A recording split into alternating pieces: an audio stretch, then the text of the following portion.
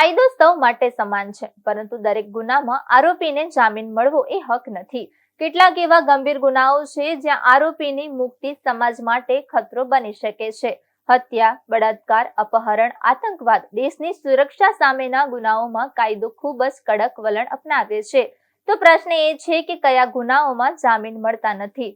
Non bailable ગુનો શું કહેવાય અને કોર્ટ કયા આધાર પર જામીન ફગાવે છે? જાણીએ કાયદાની સાચી હકીકત આ ખાસ રિપોર્ટમાં. કોર્ટ મુખ્યત્વે જામીનપાત્ર ગુનાઓમાં જામીન આપે છે, જે કાનૂની અધિકાર છે. જ્યારે બિન જામીનપાત્ર ગુનાઓમાં જામીન આપવાનો અધિકાર કોર્ટના વિવેક પર છે. જામીન આપતી વખતે કોર્ટ ખાતરી કરે છે કે આરોપી ફરાર ન થાય અને ટ્રાયલમાં હાજર રહે. વધુમાં માંદગી જેવા માનવતાવાદી ધોરણે અથવા મહિલાઓ અને સગીરોને લગતા ખાસ કેસોમાં જામીન આપી શકાય છે. કાનૂની અધિકારો. જામીનપાત્ર ગુનાઓમાં આરોપીને જામીન મેળવવાનો કાનૂની અધિકાર છે, સિવાય કે એવું માનવાના પૂરતા કારણો હોય કે તેણે ગુનો કર્યો નથી અથવા જો વધુ તપાસની જરૂર હોય. પોલીસ દ્વારા મુક્તિ. આવા કિસ્સાઓમાં પોલીસ અધિકારીઓ પણ આરોપીને જામીન આપી શકે છે. બિન જામીનપાત્ર ગુનાઓ ગંભીર ગુનાઓ છે જેના માટે જામીન આપમેળે મંજૂર થતા નથી અને કોર્ટ નક્કી કરે છે કે જામીન આપવા કે નહીં. આ ગુનાઓમાં સામાન્ય રીતે હત્યા, બળાત્કાર, લૂંટ, અપહરણ અને ગંભીર છેતરપિંડી જેવા ગુનાઓનો સમાવેશ થાય છે.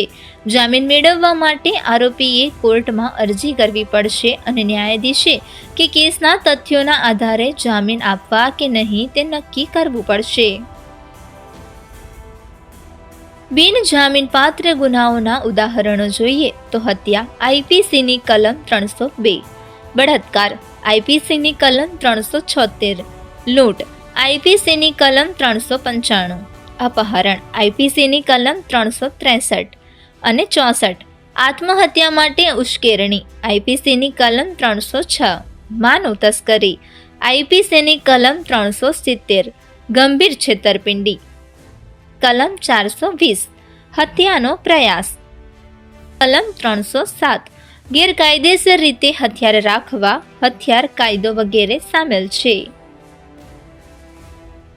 જામીનની પ્રક્રિયા શું હોય છે? તો બિનજામીનપાત્ર ગુના માટે જામીન મેળવવું એક વિશેષાધિકારી છે, અધિકાર નથી.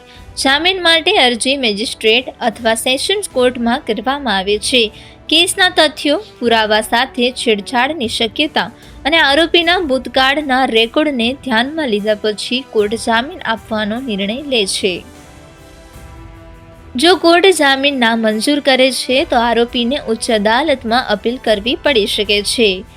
ટૂંકમાં જામીન મળતા ગુના વિશે વાત કરીએ તો હત્યા, હત્યાનો પ્રયાસ, મારપીટ કરીને મોત, બળાત્કાર, ખૂનની ધમકી આપવી, આપઘાત માટે ઉશ્કેરણી કરવી, જાતીય શોષણ કરવું, ચોરી, કસ્ટડીમાં મોત, દેશદ્રોહ વગેરે સામેલ છે. જામીન ન મળતા ગુનાઓમાં જામીન આપવા કે નહીં તે અંગેનો નિર્ણય માત્ર કોર્ટ જ લે છે. જો આરોપી પર લગાવવામાં આવેલા ગુનાની સજા 3 વર્ષથી વધારે હોય તો એ ગુનો નોન બેલેબલ હોઈ શકે છે. તો સ્પષ્ટ છે કે જામીન કોઈ દયા નથી, તે કાયદાની પ્રક્રિયા છે. જ્યારે ગુનો ગંભીર હોય, જ્યારે સમાજની સુરક્ષા જોખમમાં હોય, ત્યારે કાયદો કડક બની જાય છે અને કોર્ટ જામીન આપવા પહેલા 100 વાર વિચાર કરે છે. આરોપી નિર્દોષ સાબિત થાય ત્યાં સુધી તેને કાનૂની હક છે, પરંતુ કાયદો એટલો જ સ્પષ્ટ છે કે સમાજની સુરક્ષા સર્વોપરી છે. કાયદાની આવી જ સાચી અને જરૂરી જાણકારી માટે અમારી સાથે જોડાયેલા રહો.